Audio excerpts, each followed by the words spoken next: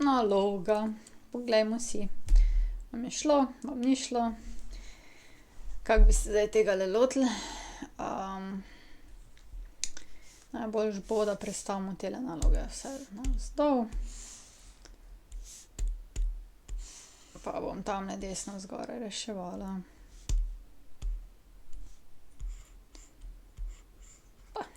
Takole. Evo ga, gremo na prvo nalogo. V razredu je 32 dijakov, od tega le 8 fantov. Poišči razmerje med število fantom in število deklet. Se pravi, če želimo poiskati razmerje, potem potrebujemo število obeh, in fantov in deklet. Fante že imamo. Se pravi, fantov je 8. Kaj pa dekleta?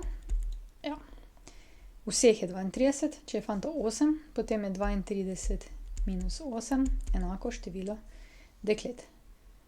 In to bo 24. Se pravi, fantje proti dekletom je, toliko je fantov, 8, proti toliko je deklet, 24.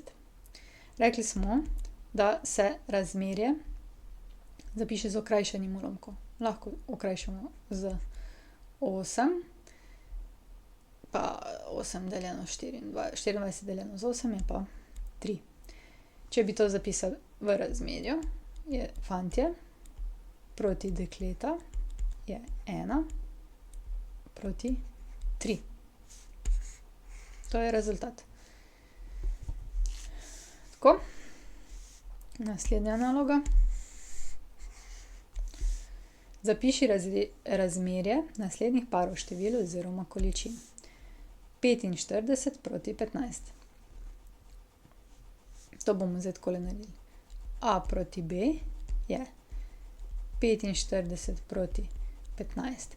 In kaj želijo v bistvu tukaj od vas je, da zapišete z okrajšanim ulomkom. To lahko delimo s 15, je 3 enine. To pomeni, da bi lahko zapisali A proti B je 3 proti 1. Naslednja. Imamo 2. Recimo A. Pardon, ne bomo še sproti, ne bomo z ulomki, tako smo rekli. Se pravi 2 proti 1 polovica. Ja.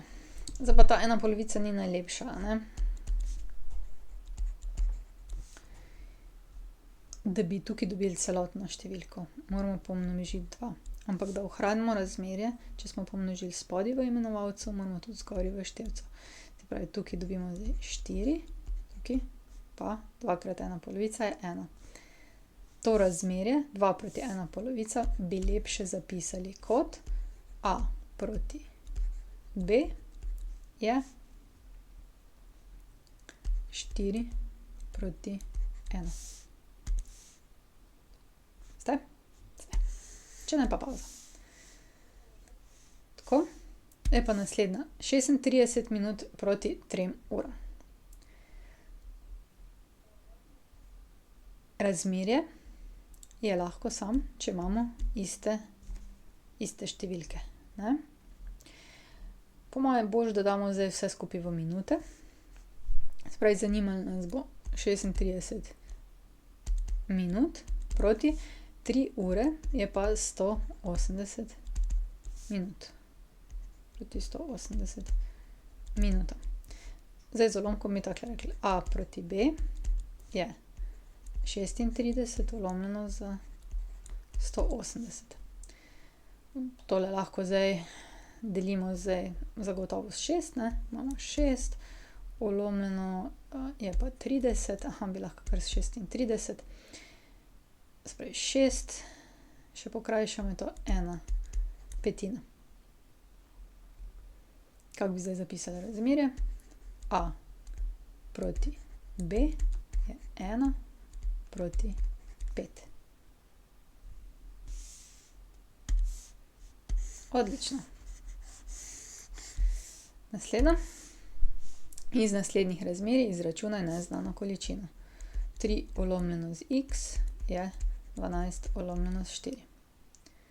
Križno pomnožimo, dobimo 3 krat 4 je 12 krat x. 12 je 12 krat x, ker je tukaj krat 12, delimo z 12 in dobimo 12 deljeno z 12 je 1, je x. Se pravi, x je 1.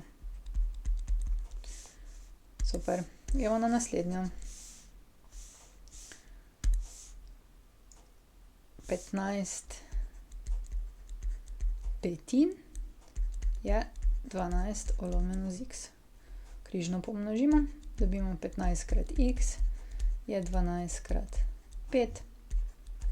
15x je 60, ker je tukaj krat 15, delimo s 15 in dobimo x je 4.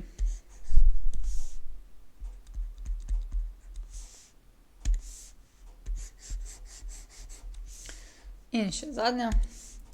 Imamo 6 lomljeno s 15 je a lomljeno z 40.